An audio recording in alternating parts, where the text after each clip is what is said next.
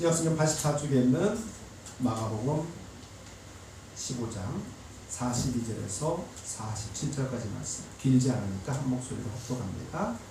이날은 준비일 곧 안식일 전날이므로 저물어 쓸 때에 아리마대 사람 요셉이 와서 강도의 빌라도에게 들어가 예수의 시체를 달라하니 이 사람은 존경받는 군용이요 하나님의 나라를 기다리는 자라. 빌라도는 예수께서 벌써 죽었을까 하고 이상이 여겨 백부장을 불러 죽은 지가 오래냐 묻고 백부장에게 알아본 후에 요셉에게 시체를 내주는지라.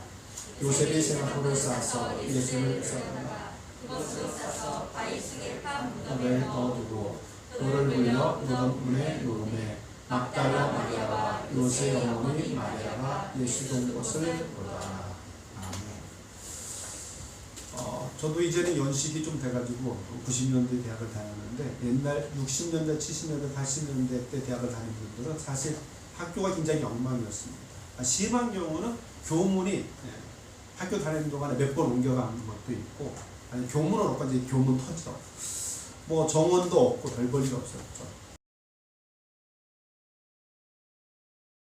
잔디를 심었어요. 잔디를 심으면 요즘에도 그런 편말 붙여놓나요? 출입금지 이렇게 붙여놓잖아요. 그런데 이게 안 되는 거예요. 왜냐하면 대학 강의 때 쉬는 시간에 한 10분, 15분인데 강의실을 이동해 가는데 잔디밭을 가로지르지 않으면 뺑 들어가야 되거든요. 그러면 뭐 헐레벌떡 뛰어가서 수업 듣기 바쁘니까 학생들은 가로질러 가고 교직원들은 어떻게든 막아보려고 팻말도 세우고 띠도 쳐보고 하는데 여전히 가운데로 쭉 다니는. 오늘날 총장님이 창가에서 보시다가 직원들을 불렀어요. 직원들을 불러가지고 이리 왔더라고, 이리 왔더라고.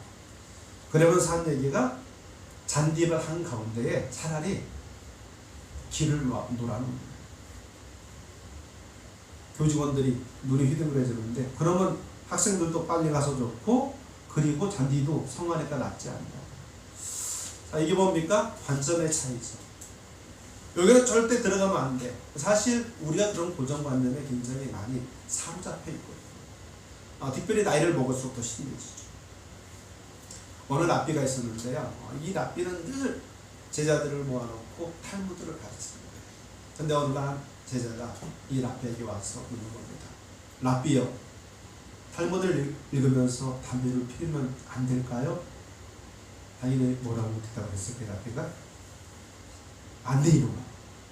그래서 실망해가지고 가가지고 자기 친구한테 얘기하는 거예요. 내가 선생님께 탈무드를 읽으면서 담배를 피우면 안 되니까 안 된다고 혼만 났어.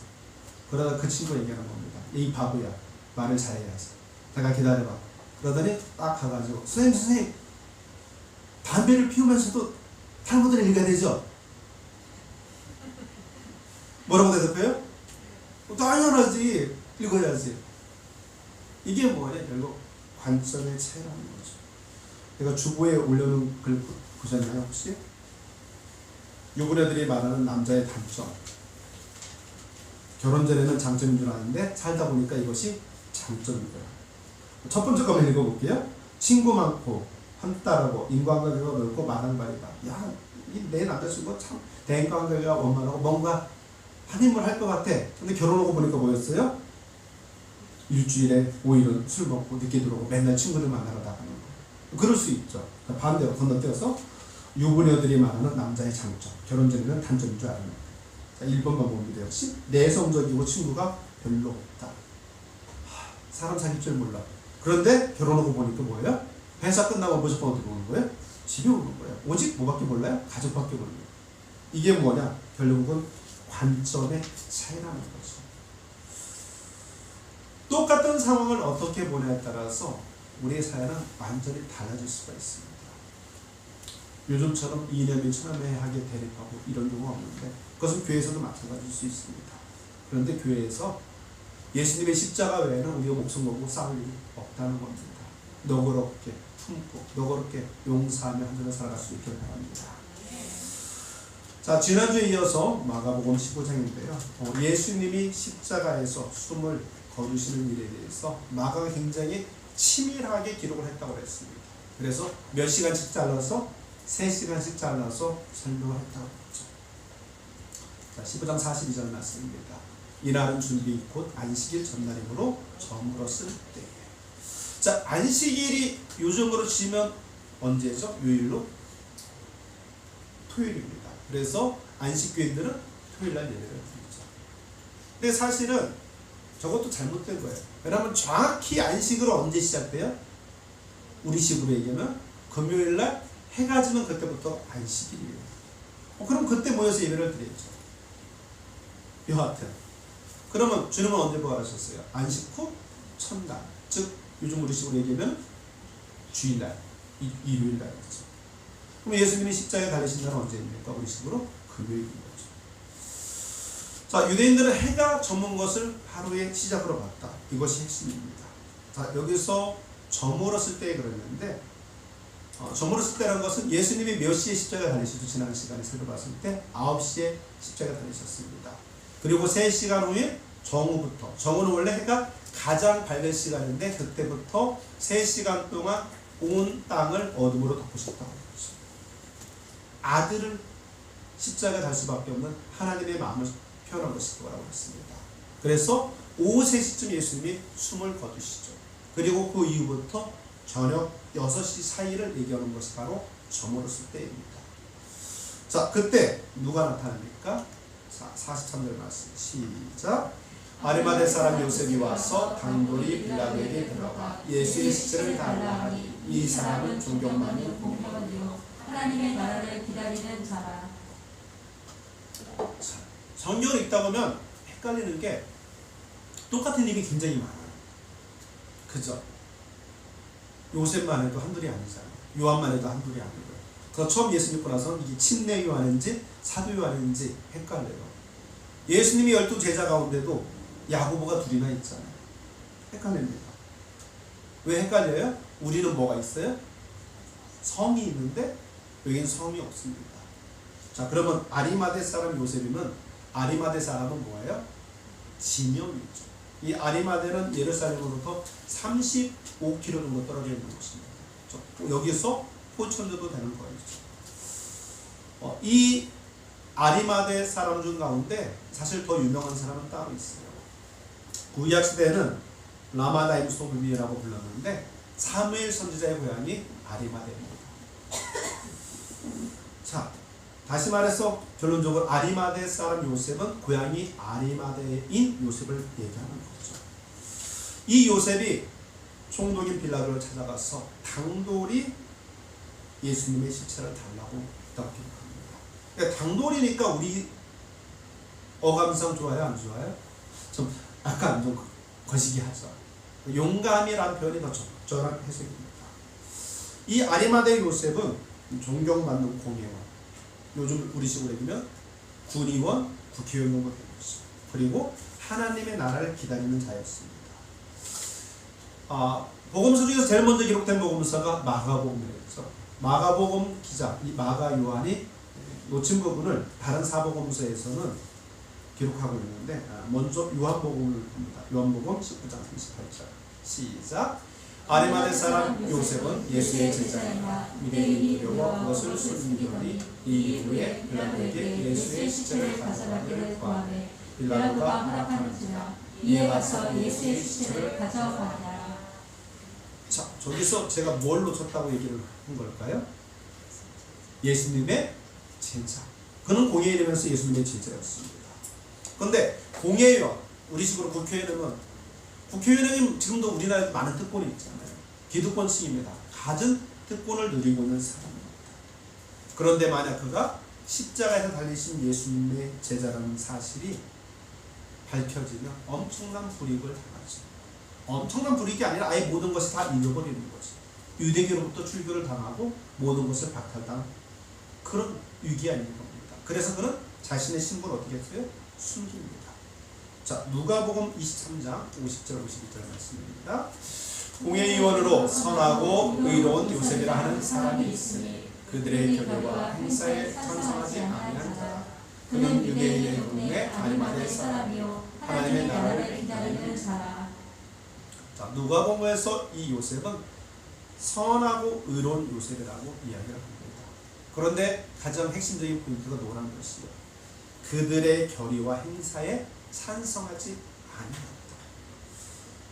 자, 이 말은 예수님이 십자가에 달리는 재판을 받을 때 그들의 의견에 동의를 하지 않았다는 거죠.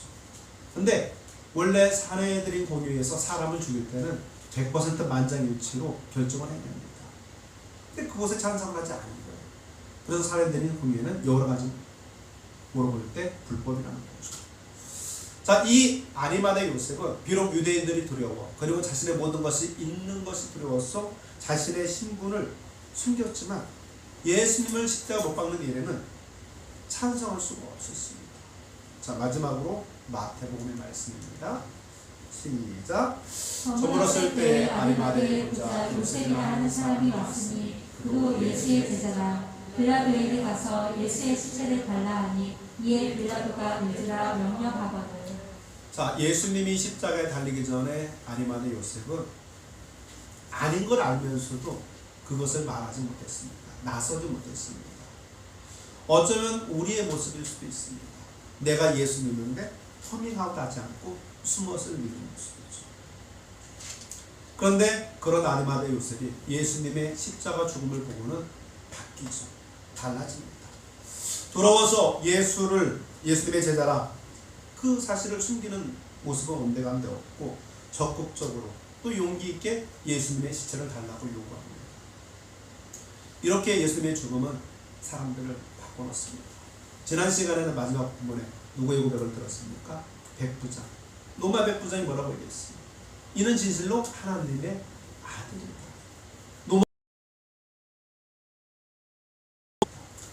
그리고 오늘 본문에는 아리마대 요셉의 삶을 바꿔놓습니다. 하나님은 예수 그리스도의 십자가를 통해서 구원의 역사를 단번에 이루셨습니다. 그 구원의 도구를 쓰고 예수님이 걸어가신 십자가의 길을 묵묵히 걸어가는 것, 다시 오실 예수님은 삶의 유일한 소망으로 삽니다. 그것이 아리마대 요셉이 삶이었다는 거죠. 그래서 하나님의 나라를 기다리는 자라고 표현하는 겁니다. 자, 그런데 여기서 주목할 한 가지 사실이 이사야서 53장에 기록되어 있습니다. 함께 있습니다. 그는 앞으로 행하지 아니하였고 그에게 거짓이 없었으나 그의 무덤이 악인들과 함께 있었으며 그가 죽은 후에 부자와 함께 있었도다. 자, 이사야 선지자는 예수님의 시신이 어디에 안장될 거라고요? 부자의 묘실에 안장될 것이라고 예언을 합니다.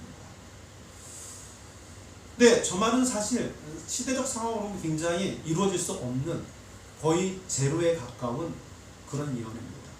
자, 왜냐하면 십자가는 아무나 달리는 형벌이 아니잖아요. 반역자들을 매다는 거라고 했습니다. 그래서 보통 일반적으로 십자가에서 죽임을 당하면은 발버가 묶인 채 십자가에 달리는데 심지어 열흘 동안 생명이 붙어 있는 경우도 있다고 했죠. 그래서 십자가에서 죽습니다. 그러면 그냥 방치를 하면 된다. 그러면 까마귀들이 와서 그 시체를 먹고 짐승들이 와서 그 시체를 뜯어먹는 아무리 최상의 장례를 치러진다고 해야 공동묘지에 안정되는 겁니다. 근데 지금 어떻게 돼요? 예수님의 부자의 묘지에 장사되는 거죠. 또 하나, 십자가형 자체가 저주의 상징이기 때문에 일반적으로 아무도 그 신에 손을 안 대는 것이 일반적입니다. 그러나 그런 관례와 그런 상식과 하나도 가지 않고 예수님의 죽음 이후의 모든 과정은 이사야 선지자가 예언한 그대로 1.1에게 오차도 없이 진행됩니다. 예수님은 철저히 하나님의 약속에 응하는 삶을 사셨습니다. 비록 아무도 몰라준다 해도 하나님의 주신 사명을 감당하다가 생을 마무리하는 것만큼 성공한 것은 없다는 것이죠. 올해의 전 인생을 통해서 하나님의 계획이 이루어지는 것, 그것이 바로 성경에서 말하는 참된 형통이라는 겁니다. 형통 그러면 생각하는 사람이 누구예요? 요셉입니다. 그는 갖은 고생 끝에 애굽의 총리 자리에 앉습니다. 그런데 애굽의 총리의 자리에 앉은 것, 그것을 하나님께서는 형통이라고 하지 않습니다. 형통의 끝은 그게 아니라는 거죠. 형통의 끝은 무엇입니까? 요셉이 애굽의 총리가 되어서 그를 통해서 기근의 때 이스라엘 백성들을 구하고 그 인근의 사람들을 구하는 것, 그것이 하나님의 계획이라는 겁니다. 신명기 21장 23절 말씀 읽습니다. 그 시체를 나무 위에 밤새도록 두지 말고 그날에 장사하여 내 하나님 여호와께서 내게 기업으로 주시는 땅을 더럽히지 말라. 나무에 달린 자는 하나님께 저주를 받았음이니라. 신명기 율법에는 나무에 달린 자는 하나님의 저주를 받은 자라고 기록했다고 했습니다. 예수님도 십자가에서 저주를 받고 죽으셨습니다. 만약에 그 과정이 없었다면 그 저주는 우리의 몫이라는 것이죠. 그래서 우리가 아무리 억울해도 십자가 앞에서 우리는 할 말이 없습니다. 예수님이 십자가의 저주를 뒤집어쓰고 죽으신 것은 아브라함의 복이 우리의 인생 가운데 넘치도록 하기 위함이라는 것이죠. 갈라디아서 3장 13절 말씀입니다. 그리스도께서 우리를 위하여 저주를 받은 바 되사 율법의 저주에서 우리를 속량하셨으니 기록된 바 나무에 달린 자마다 저주 아래에 있는 자라 하였습니다. 이는 그리스도 예수 안에서 아브라함의 복이 이방인에게 미치게 하고 또 우리로 하여금 믿음으로 말미암아 성령의 약속을 받게 하려 함이라. 십자가가 우리의 인생이 소망이 되어야 될 줄 믿습니다. 십자가가 우리의 인생의 전부가 되어야 될 줄 믿습니다. 예수님 오시는 그날까지 십자가의 복음을 증거할 수 있기를 바랍니다. 다시 아리마대 요셉의 이야기로 돌아갔어요. 요한복음 19장 38절로 39절 말씀입니다. 아리마대 사람 요셉은 예수의 제자이나 유대인이 두려워 그것을 숨기더니 2일 후에 빌라도에게 예수의 시체를 가져가기를 구하매 빌라도가 허락하는지라. 이에 가서 예수의 시체를 가져가니라. 일찍이 예수께 밤에 찾아왔던 니고데모도 물약과 치약 섞은 것을 100리브라쯤 가지고 온지라. 아리마대 요셉이 빌라도에게 가서 용감하게 예수님의 시신을 달라고 요구했을 때 그의 곁에 한 사람이 있었다고요. 그 사람이 누구라고요? 니고데모였습니다. 자, 니고데모는 요한복음에만 3번 등장하죠. 맨 처음 등장하는 것이 요한복음 3장입니다. 사람들의 시선이 두려워서 밤에 홀로 찾아오죠. 그래서 뭐에 대해서 질문합니까? 거듭남에 대해서 묻는 거죠. 선생님, 사람이 어떻게 거듭날 수 있습니까? 제가 어떻게 다시 엄마 뱃속에 들어갔다 옵니까? 그때 예수님께서 유명하신 말씀, 성경에서 가장 유명한 구절, 요한복음 3장 16절 시작. 하나님이 세상을 이처럼 사랑하사 독생자를 주셨으니 이는 저를 믿는 자마다 멸망치 않고 영생을 얻게 하려 하십니다. 이 말씀이 니고데모 한 사람과에 대해서 나온 말씀이라고 하죠. 자, 그리고 나서 언제 등장하느냐? 바리새인과 격렬하게 논쟁할 때 뜬금없이 등장해서 예수님의 편을 듭니다. 저 요한복음 7장 50절 이하의 말씀입니다. 그 중에 한 사람 곧 전에 예수께 왔던 니고데모가 그들에게 말하되 우리 율법은 사람의 말을 듣고 그 행한 것을 알기 전에 심판하느냐? 그들이 대답하여 이르되 너도 갈릴리에서 왔느냐? 찾아보라 갈릴리에서는 선지자가 나지 못하느니라 하였더라. 자, 그래서 율법은 그 사람의 말을 들어보고 정확하게 판단해야지 왜 미리 판단을 하면서 예수님 편을 듣는 거죠. 그리고 마지막에 아까 우리가 읽었던 19장에서 등장하는 겁니다. 예수님의 시체를 달라고 할 때 니고데모가 같이 있었다는 것이죠. 아리마대 요셉은 예수님의 제자라는 사실을 감추었던 사람입니다. 니고데모 역시 누가 볼까봐 한밤중에 예수님을 찾아왔던 사람이었습니다. 그런데 예수님의 죽음 이후에 이 두 사람의 태도가 바뀝니다. 무엇이 두 사람의 인생을 이토록 담대하게 바꿔놓았을까요? 물론 지금 상황 속에서도 이 두 사람은 모든 것을 다 이룰 수 있는 상황이고 그리고 유대교로부터 출교를 당할 수 있는 상황입니다. 무엇이 그들의 내면의 자리한 두려움을 없애고 용기 있는 선택을 하게 했을까요? 두려움은 타락한 인간의 기본적인 정서입니다. 자, 우리나라 선수 가운데 UFC를 제일 먼저 올랐던 선수가 누구죠? 김동현. 김동현 선수 다 아시잖아요. 방송에 나와서 얘기하는 거예요. 링에 올라갈 때 무섭지 않습니까? 차마 눈도 벌써 막 튀기는 그런 격투기를 하는 거잖아요. 김동현 선수가 얘기하는 자기도 무서워 죽겠대. 다 무섭습니다. 핵주먹 마이클 타이슨도 무섭다는 거죠. 그러나 우리가 십자가를 경험할 때 우리 안에 있는 불안과 공포가 사라질 줄 믿습니다. 십자가에서 죽음을 이기신 예수님을 통해서 죽음 너머의 영원한 세상을 바라볼 수 있기 때문입니다. 죽음을 두려워하지 않는 삶, 그것이 십자가가 주는 용기라는 겁니다. 십자가를 경험하고 십자가를 통과한 사람만이 가질 수 있는 담력입니다. 그런 용기를 지닌 사람은 손가락을 들이대도 무서울 게 없습니다. 그렇게 이 땅에 순교자가 태어난다는 것이죠. 미국에서 22살의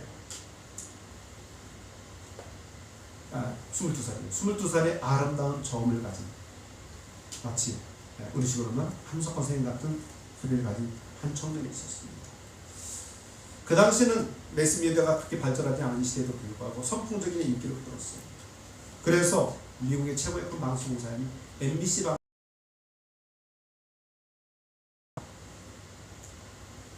만져볼 수 없는 고역을 제시하면서, 그런데 비슷한 시기에 비슷한 나이에 한 젊은이가 그에게 한 가지 제안을 합니다. 그 청년이 복음을 전하면 자기한테 앞에 나가서 찬송을 인도해달라는 거예요. 전 세계를 다니면서 함께 찬양하고 함께 복음을 전하죠. 그 제안을 받아들입니다. 그리고 MBC에 거절할 수 없는 제안을 뿌리칩니다. 그리고 집에 돌아왔는데 책상 위에 자기 어머니가 평상시에 애송하던 시가 있었어요. 우리 다 아는 겁니다. 그 시를 읽는데 그 눈에서 굵은 눈방울이 눈물이 떨어지기 시작합니다. 펜을 들어 잡고 시작했어요. 주 예수보다 귀한 것은 없는, 세상 부귀와 바꿀 수 없는, 영육을 내 대신 돌아가신 그 놀라운 사랑 잊지 못해요. 세상 즐거움 다 버리고 세상 다 자랑 다 버렸는데 주 예수보다 귀한 것은 없는, 주 예수보다 귀한 것은 없는, 바로 이 청년이 조지 베버리 셔입니다. 그는 빌리 그레이엄 목사님과 더불어서 전 세계를 다니면서 찬양을 했습니다. 당연히 우리나라에도 여의도 광장에 왔다 갔죠. 몇 년 전, 지금은 빌리 그레이엄 목사님 돌아가셨죠? 이 조지 베버리 셔도 돌아가셨습니다. 한 10여 년쯤 전인 것 같은데, 암스테르담에서 복음을 전할 때 빌리 그레이엄 목사님이, 둘 다 할아버지죠. 백발의 성성한 이 할아버지가 빌리 그레이엄 목사님 설교 직전에 찬양을 합니다. 찬양을 마치고 있는데 기립박수가 울려 퍼집니다. 그는 박수를 진정시키면서 이렇게 한마디 합니다. 박수도 감사하지만 저는 예수님이 더 좋습니다. 저는 예수님이 더 좋습니다. 이제 마지막으로 이 할아버지의 찬양을 좀 들어볼 텐데요. 퀴즈, 이게 몇 살 때 부른 건지 찬양을 들으시면서 맞히시면 제가 커피를 쏘겠습니다. I'd rather have Jesus than silver or gold. I'd rather be His than have riches untold.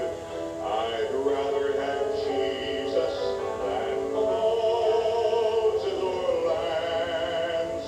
I'd rather be led by His nail-pierced hand than to be the king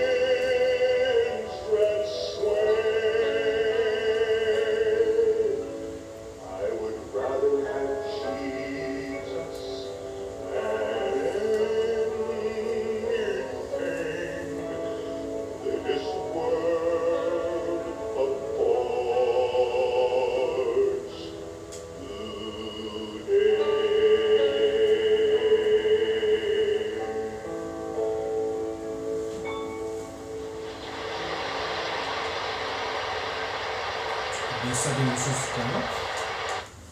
감이 오세요? 예? 저분이 104살에 돌아가셨거든요. 104살에 돌아가셨는데 103살까지 방송에 나와서 찬양을 하시더라고요. 저건 1987년 정도니까 87 맞는 거죠? 1987년. 젊었을 때예요, 젊었을 때. 70 몇 살 때? 77살 정도 되는 건데. 자, 22살에 꿈많은 청년. 최고의 방송국에서 고역을 제안하면서 점수병을 맺자고 하는데 그것을 뿌리칠 수 있었던 것. 아리마대 요셉처럼 니고데모처럼 십자가의 은혜를 알았기 때문입니다. 우리가 이 땅을 살아갈 때 십자가의